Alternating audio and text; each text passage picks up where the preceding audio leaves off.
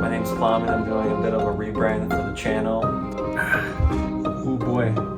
I'll get as many reps as I can. This is a humeral fracture. Feels good. Move in. Plamen, always trying to Get my leverage going, so. This guy's got strong left.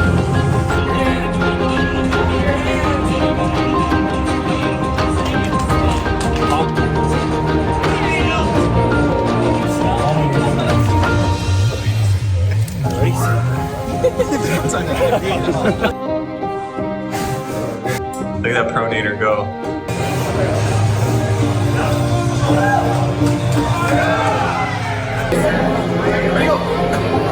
Marion takes the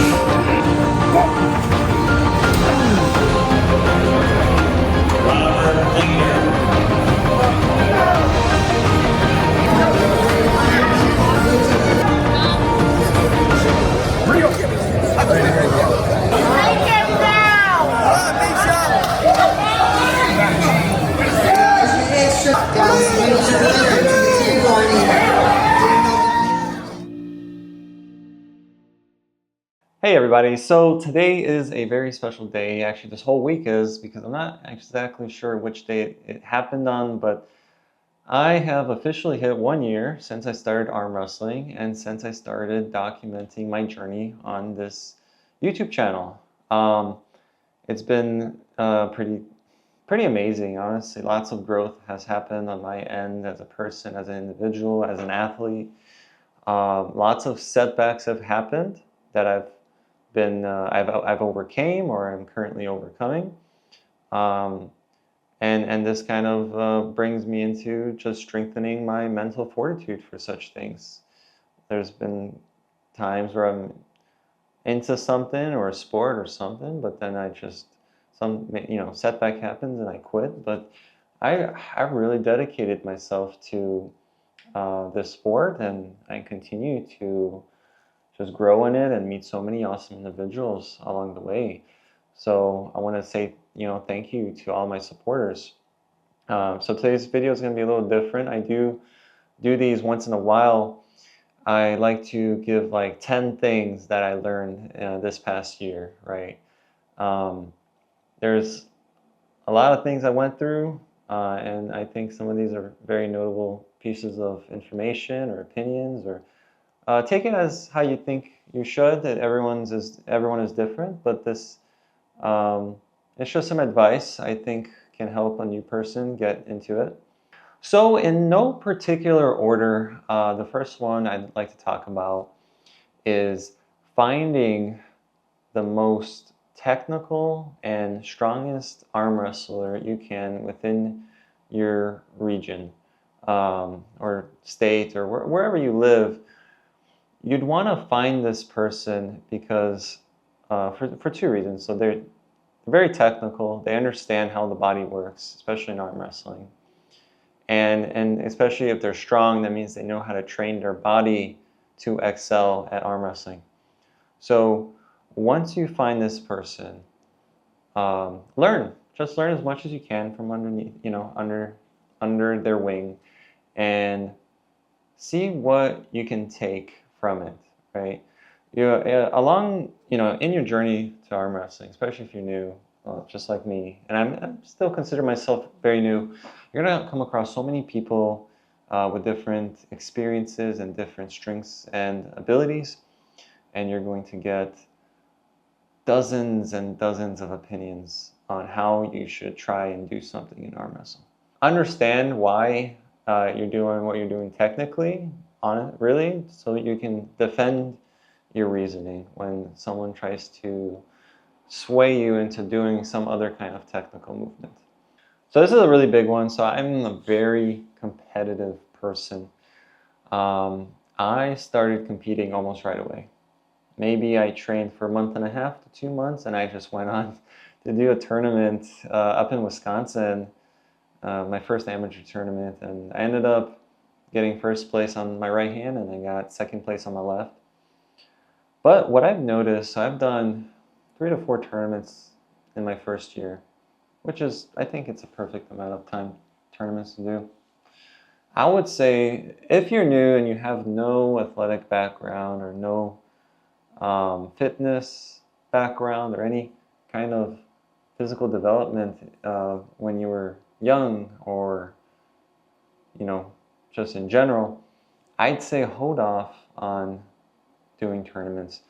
I even think to myself that maybe I should have held off a few times because my main source of injury always happens during or after a tournament. I mean, this is a time where you're your strongest self at that point in time, and you're going up against very competitive people who are also very strong, and you're exerting yourself past 100%. There is no slow start. It's not like practice. And I just injure myself. And that could just be me. Maybe I'm more prone to injury. But I would say hold off on competing. 6 to 8 months, I think, would be a good amount. And just really focus on developing your tendons, your muscles, your technique, your body's durability to these impacts, so that next time you do a tournament or you do your first tournament, you won't come out so debilitated. Because like for me, I did, let's see, in my 6th month, I did a state tournament, and I ended up getting a really bad injury in my wrist. And I still feel weird in my wrist. And it's been 6 months already. Now I can finally use it. I still need development because my left arm is way ahead, but this is something now I have to deal with. And it could have been prevented if I worked on just developing these movements and my body a bit better. All right, so the next one, I am very guilty of this. So for the first 6 months of training for arm wrestling, I just trained arms every single day because I saw some growth and some development, and I developed some like bigger forearms, and it's nice and all. But after a certain point, I felt, I wouldn't say plateaued, but I wasn't able to recover in time. So maybe a kind of plateau, right? So a lot of these workouts I saw from online, Devin Larrett, Levon, but you gotta understand these guys are on another level. They got all these ways to recover that you might not, and that allows them to continue to push this much and push this hard, right? I started recently, in the past 3 to 4 months, 4 or 5 months, I started doing full body, right? Initially, I was doing some bodybuilding and then arm wrestling workouts, but now I'm doing general Olympic lifts like bench press, squats, deadlift, and then some other various of movements, and then arm wrestling workouts, and then arm development. And it's kind of really strengthened the chain in my body, my shoulders, my arms, triceps, rear deltoids, my back, my waist, everything. And it feels way more solid now to arm wrestle on the table. So if you want to become a good arm wrestler, and now this is my opinion, you need to train your whole body. This is part of being an athlete. And if you train only one certain kind of part, you're going to develop deficits. And in result, that will cause injuries in your body that may happen in a year, may happen in a few months. But if you balance everything out, I think in the long term, there is better growth for that. Practicing. Okay, so practicing is a very big deal. Obviously, we want as much table time as we possibly want, but I've seen it where people are practicing way too hard. So I know that arm wrestling, you're going to be testing out your strength against other people who may or may not be stronger than you. Maybe you'd want to win during practice. Maybe your ego is getting involved. Maybe you just love arm wrestling so much that you just want to go 100% for 3 hours. Because I've done it before, and I've been very guilty of this. And then so has my entire community. We've all arm wrestled for 3 hours before. And the next day and the next week, your body is suffering. Your elbows, everything just hurts in the most unpleasant way. And I've even, initially when I started, I've even had to work from home or call off of work because it just felt so bad. But that's just been so wrong, because when you're doing that much to your body and you're practicing that hard, you need to be able to recover so you can get back to your workouts, right? So everything is on a schedule. You have to be able to complete your workouts that week so that you can go and then do more arm wrestling and then keep repeating, right? So lately my workouts and my arm wrestling has been kind of like a together thing. So it's been like 3 workouts a week, 2 to 3 practices. And these would be like more drills and like light practice, light to medium. And then maybe every 2 weeks, 3 weeks, I'll do kind of a hard practice, right? But I wouldn't practice for much longer than 1 hour. I stop right there. Once I start feeling weird in my elbows, once I can't hit, proper side pressure anymore, or it's starting to feel funny, I stop. That's it. Because anything further than that, you're going to be in a lot of pain and you won't be able to continue progressing in your general lifts for strength building. So, all right, so next bit of advice. This advice, I guess, will be a development for a few years. In arm wrestling, I'm confident now that the weakest link in our bodies, and this is the most important, I say, is the wrist, fingers, and hand, right? This section is the weakest part of our bodies, right? It's usually least developed, unless you are a person who's worked in like construction jobs or something where it involves using your hands all the time. You're going to be underdeveloped. And that's the place I'd start first, right? Start strengthening your fingers, your tendons on your fingers. Start strengthening your wrist, especially wrist curl, riser motion. This is where things usually start failing and tiring up. First, I wouldn't focus as much on your biceps. This is a big, strong muscle. It gets stronger than everything else. And you want this to catch up with this. Otherwise, there's no point to having such a strong bicep if everything fails right here, right?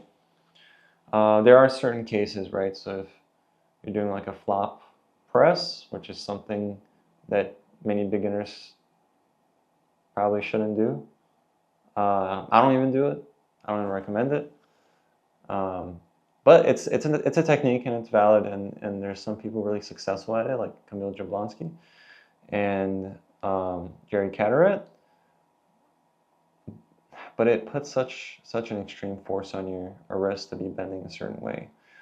So within reason, train this, safely, appropriately, but as often as it makes sense for you to train it. You'll know your body. But this is the first point of failure. So my advice on that is train your wrists and hands. Make sure they get developed, because if those wrists and hands don't go, then you'll be a lot more successful. Next one is training style, right? So when you start arm wrestling, you're probably going to lean a certain type of technique that you're going to do, right? So typically it would be hook or top roll, right?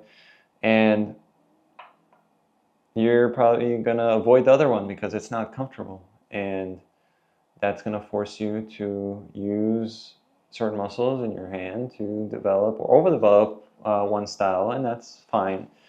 But my recommendation, and this is something I've recently kind of like looked into, I recommend learn both styles at the same time. So If you learn both styles at the same time, you'll be utilizing all parts of your arm. This means that everything will get developed, for the most part, more in a balanced way. You'll have less deficits and less reason for like injury, right? So if you're over pronating and pronating too much, you have an insane pronator. Your top roll is, it's always like boom, boom, but you never really supinate, you never activate your supinator. Well, then you're gonna start maybe getting some kind of elbow pain on your supinator side. This is something that started happening to me because I have underdeveloped supinator because I don't hook. So now I've been starting to develop my hook. Now, it will be difficult, it'll be a learning process, but in the long term, if you want to take this sport on the highest level possible, you need to be able to change between these two styles so you know how to counter your opponent. So anyway, you have to do this. I wouldn't avoid it. I would just get right into it, no matter how uncomfortable it is. All right, next one. This one took me a while to kind of accept, but you'll always be in pain. For the most part, there'll be days. You're gonna miss the days when you had like perfect arms, right? After a few injuries, something's always gonna be hurting. It's never gonna be perfect. You might have a few days where it's really good, but the moment you compete or you do some kind of extra strenuous activity, you're trying to push yourself to the next level, something's gonna hurt. And that's just the nature of the sport, right? It's a lot of load that goes through your arms, and things are gonna get injured. So you're just gonna hurt. I'm just gonna accept that now. Just continue on. I do miss being pain-free entirely, but I've just gotten so much stronger now, and the pain is more tolerable. It's not that bad. All right, so you've been arm wrestling for a while, and you're ready for a competition. You want to do one, you're excited, you're pumped. I will do my research, right? Competitions, they could be really good or really bad. I personally have really enjoyed state level competitions, especially for the 176 class. It is very stacked. There's a lot of really strong fucking guys, and there's like 20 people in your class, so you really get to arm wrestle and really test your limits. There's gonna be, depending on your state and how arm wrestling like active it is, some states might not be as much as the others, so you might have to travel across states. There's gonna be some local ones, so if it's within your means, within a short drive, do it, that's fine. But a lot of these arm wrestling competitions are in the middle of nowhere, and it's like 3-4 hour drive, and I would do research and make sure it's going to be a good one, make sure it's got good competition, because you don't want to show up and have maybe 2 other people in your class and then you arm wrestle and okay, you win, maybe you get second or first, but then it's not really that competitive. It's just a few people. You really want more people and different hands and arms just to get the entire experience. All right, so this next one I think is probably the most important one. You need to know how to recover. Some people don't like to recover because it means it takes time away from doing your proper lifts and maybe progressing, but if you recover, you will progress. It's what you do in the 24 to 48 hours after you practice and after you train that matter the most. This is a few things, right? So you need your proper sleep. You're an athlete. You need your 8 hours. You need proper nutrition. You need your macros. You need to eat enough. You need to eat healthy. All part of recovery. If you feel like your tendons are in pain, I mean, there's a lot of tutorials online for proper blood flow, just like light reps. You don't always need to do light reps. Sometimes the best thing I do is just do nothing, just rest, especially if my arms don't feel disintegrated after a practice. So then I don't need to do these reps to kind of like recover. Ice and hot, alternating ice and hot for your tendons is really good. Just do a lot of research. Get your supplements. I take collagen proteins. Helps overall with soft tissue structure and repairing and such. Very important. You don't want to go to a practice being absolutely not fresh and just getting decimated by everyone and getting destroyed by someone that normally doesn't beat you. And it happens. You're gonna have shit days. But if you have proper recovery, you're gonna have less shit days and you're gonna have more proper days of training and just being able to grow in the sport. So did or passed my 10 things that I learned in 1 year, but you have to warm up. Please warm up, guys. This is the main reason. All right, so like most injuries happen because you're not warmed up. And I see a lot of guys go on the table, they do this, and then they do some pronation, and some riser, and then some side pressure, and I don't know, it might not be enough. I think you should do a full body warm-up, like do some pull-ups, do some shoulder rotations, do some stretches, flexibility, do some, I don't know, jumping jacks, get the blood flowing in your whole body, do some curls, get the bands going. Warm-up should be like 20 minutes, proper warm-up. Some people can go right away, but I don't think that is the best thing to do. All right, so that pretty much wraps up everything I wanted to tell you guys. It took me about a week. I really wanted to think about my advice I want to give you, and maybe tomorrow I'll have some more advice, but I can just put that in another video. I do have some really awesome content that'll be happening in the next month. So I'll be leaving for vacation to Japan. So this channel will not have any content for a while. So this is my break. I want to come back really fresh with more ideas and more better content and better editing and such, and grow the channel in the direction that I want to grow it. But while I'm at Japan, I will be filming. I will have an opportunity to arm wrestle the UAG Tokyo Arm Wrestling Club. So I am pretty excited.